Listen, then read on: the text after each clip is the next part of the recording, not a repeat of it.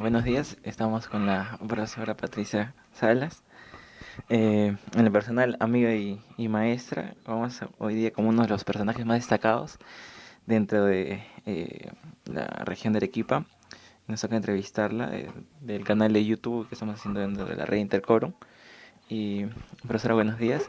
Para empezar con la entrevista, cada vez que mencionan su nombre o Patricia Salas, digamos, qué se le viene a la cabeza, digamos, o cuál es la impresión que tendría usted de las personas que la mencionan, ¿no? Uy, si es respecto a mí, pienso en que tengo que hacer todas las cosas lo mejor que pueda y en ser feliz.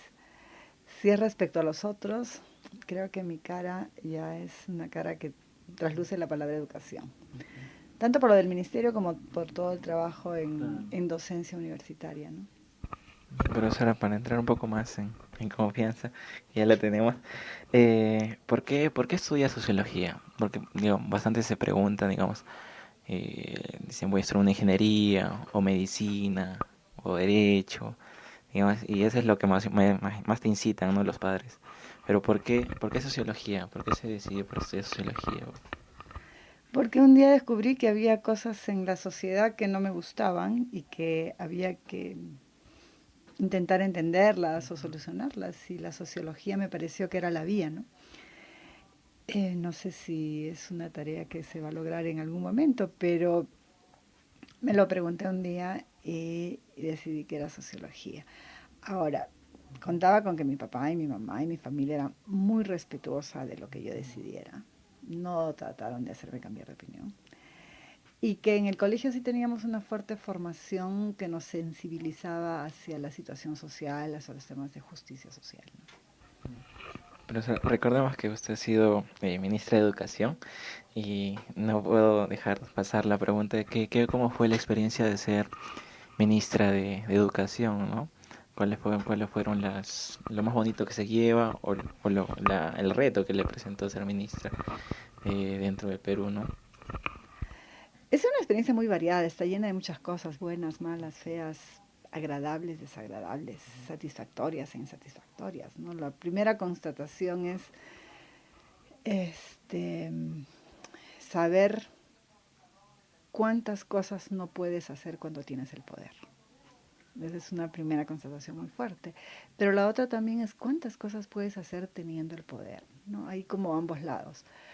La otra es, la verdad, si es que quieres hacer algo por el país, tienes que pensar en ser parte del Estado.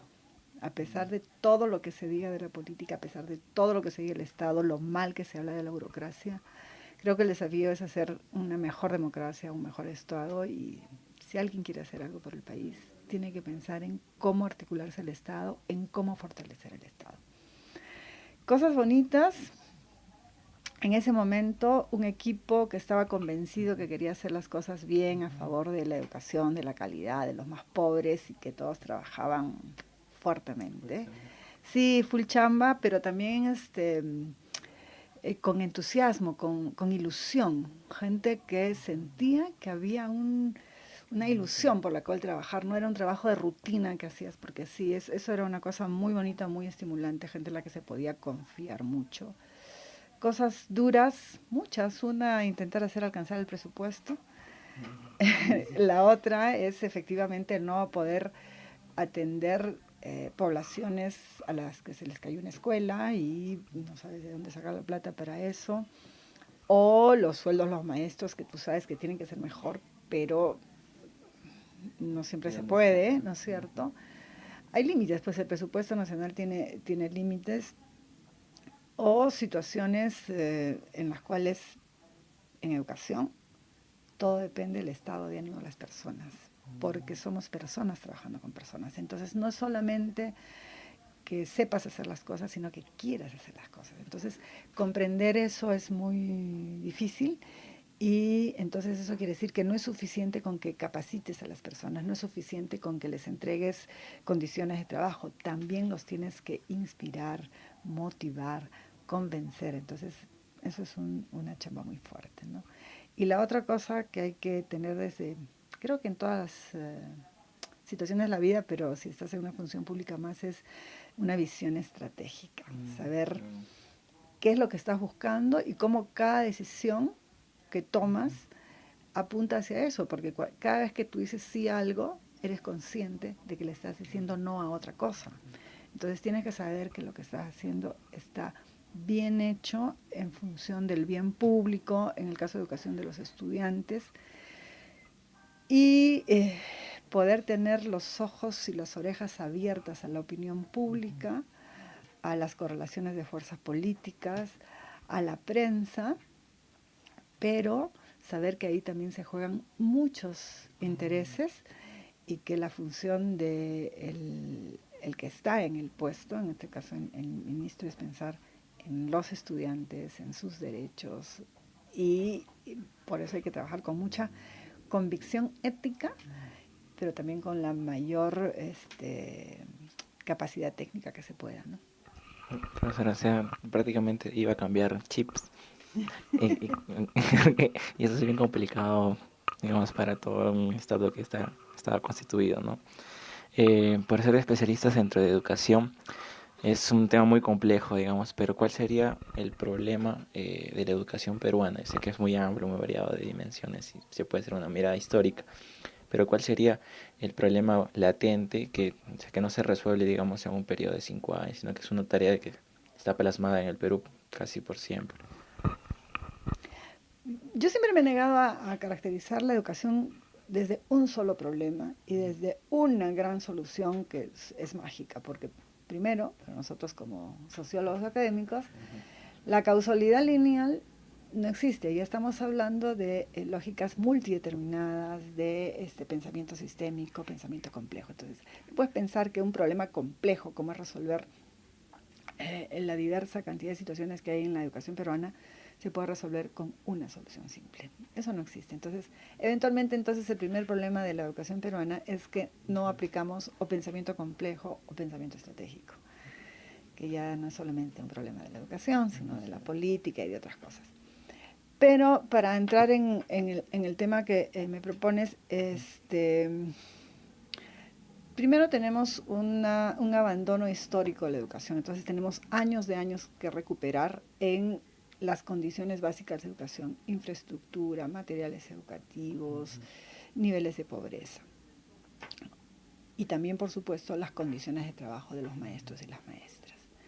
Y a eso se suma el abandono en que ha estado la educación superior. Entonces, tanto las facultades de educación como los pedagógicos han tenido y están teniendo serios problemas para brindar una formación de calidad. Entonces es una cadena, ¿no es cierto? Entonces los profes y las profes hacen tremendos esfuerzos, pero a veces su capacitación no les alcanza. Ahí tenemos otro problema. El otro problema es, hay un fatalismo muy grande de que somos pobres y los pobres no podemos aprender. Entonces hay que romper ese círculo vicioso de la fatalidad de muchas maneras, mejorando condiciones, por supuesto, pero también inspirando a la gente, motivándola, haciéndola reencontrar con su propia misión, ¿no es cierto?, que es su estudiante y los aprendizajes de su estudiante. Y eso hay que hacerlo de muchas maneras, hay que hacerlo con liderazgo, hay que hacerlo con instrumentos de reconocimiento, de política pública en reconocimiento, con mejores condiciones laborales, con que cuenten lo necesario para trabajar, libros, aulas, etcétera, ¿no? Entonces, eso. Tenemos otro grave problema en la gestión. La gestión está muy entrampada en burocratismos, a veces en papelerías, normas, y en corrupción. Y las dos cosas hay que solucionarlas, porque una escuela que funciona bien, con una unidad de gestión local, una dirección regional o un ministerio que funciona mal, no ayuda. Entonces ahí también hay que renovar la gestión, hacerla más transparente, más eficiente. Y eficiente no en el sentido solo de ahorrar plata, sino eficiente de cómo usar la plata para lograr el objetivo. No se trata de gastar por gastar, se trata de gastar en lo que se necesita. Que ese sería otro problema de la educación, la dispersión. No dispersamos la plata en muchas cosas chicas y no la articulamos en planes que puedan estratégica y de manera sistémica producir resultados a mediano y largo plazo. Dispersamos la gente también, dispersamos los esfuerzos.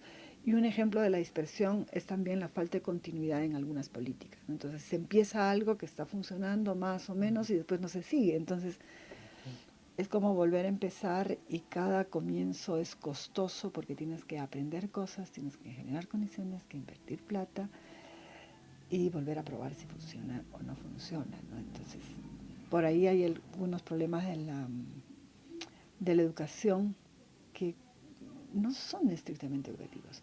Y hay otro que es bien crítico, que es la relación entre la educación que ofrece el Estado y los maestros y la que esperan los papás. Eso es bien crítico porque con frecuencia el Estado y los maestros, por su formación profesional, están ofreciendo mucho más cosas y de mejor calidad que lo que los papás demandan. Se quejan de la calidad porque intuitivamente saben que hay algo que no anda bien. Pero luego cuando tú les pides respaldo a los papás o les preguntas qué quieren, te dicen que lo que quieren son infraestructura, computadoras y uniformes, aunque parezca mentira. Algunos piden capacitación de maestros. Se quejan de que los chicos les han variado la pedagogía y nos lograron, digamos, comprender, quizá los maestros no se los logramos explicar, que esas nuevas zonas pedagógicas son mejores o más eficientes. Entonces, los papás no son un respaldo político, digamos, a la gestión educativa siempre, porque hay una desconexión, hay un desbalance entre la oferta que hace el Estado y que hacen pedagógicamente los maestros y lo que los papás esperan. Los papás esperan que los chicos tengan un certificado, puedan entrar a la universidad y casi nada más. Entonces ahí hay un problema grave para la gestión pública y para la gestión política del sector. Interesante, profesora, me he quedado Sí, pensando. Sí. Profesora, siempre cada vez que entrevistamos, preguntamos, digamos, como el sueño. ¿Cuál sería el sueño de Patricia Salas de vivir en una Arequipa, digamos, bueno, las condiciones que usted vea por conveniente, ¿no? ¿Cómo avisora una Arequipa, quién sabe, culturalmente, digamos, o con identidad? Pero eso ya les dejo para usted. ¿Cuál sería, cuál sería su sueño? Una Arequipa que se pone de acuerdo para sí misma y logra una sociedad en donde las personas se sientan seguras, donde las personas se sientan que tienen futuro, donde nuestros jóvenes no estén pensando que se tienen que ir de la ciudad para lograr una maestría de excelencia o un buen doctorado, o donde nuestros profesionales que están ejerciendo ya no sientan que se tienen que ir a otro sitio porque ya se les acabó la carrera profesional, en donde podamos tener un tiempo libre interesante, poder ir al teatro, al cine, a ver o a hacer música, una ciudad donde nos sintamos bien, porque podemos vivir con tranquilidad, alimentando nuestro espíritu y sintiendo que el techo no está muy abajo. ¿Qué se espera de Patricia Salas en los próximos años? Que seguir haciendo lo mejor posible lo que estoy haciendo. En cualquiera de las cosas que yo haga voy a poner siempre mi mayor esfuerzo. Yo soy una persona de retos, el reto que se me presente enfrente lo voy a asumir. Ahorita mis retos son mis estudiantes, que es para eso, para lo que regresé a Arequipa y regresé a San Agustín, ¿no? Profesora, ahora vienen las preguntas, pim pum. Yo le pregunto y me dice una palabra. ¿Ya? Keiko. No quiero que sea presidenta. ¿Ya? Kenji. Igual, Ministerio de Educación. una oportunidad, Sociología. una responsabilidad, PPK. una angustia tremenda, Arequipa. la esperanza de un futuro mejor, Política. una responsabilidad a la que tenemos que asumir todos con ilusión. 2018. 2018, el próximo año. Para terminar, un mensaje que le diría a esos jóvenes que, digamos, no encuentran su vocación o no saben qué hacer hoy en día, digamos, para seguir sus sueños o, digamos, algo, digamos, que tienen una inquietud y no lo pueden seguir porque de repente no tienen las condiciones, no se atreve. Lo primero es serenarse y lo segundo es atreverse. Serenarse porque primero las aguas no están ni tan turbias ni tan movidas como parece. Hay que mirar una cosa a la vez y no todo en conjunto. Entonces, si dosificamos el proceso, es más probable que podamos tener control sobre eso. Y luego atreverse. Una cosa que en Arequipa y fuera de Lima en general no hacemos es alimentar o estimular una autoestima que nos permita atrevernos, atrevernos a postular becas, atrevernos a decir nuestra opinión, atrevernos a preguntar, a pedir trabajo, prácticas. Muchas de las personas que no tienen oportunidades a veces no se han atrevido simplemente a buscarlas. Nosotros en la universidad lo vimos todos los días cuando vemos que los chicos no se atreven a levantar la mano para decir su opinión, para decir sus dudas, o cuando ves extraordinarios estudiantes que tampoco se atreven a organizar su tiempo en función de sus propias capacidades o de sus propias inquietudes, ¿no? Soy consciente que hay limitaciones muy reales y muy concretas, pero igual creo que hay que atreverse. Fue Patricia Salas, gracias.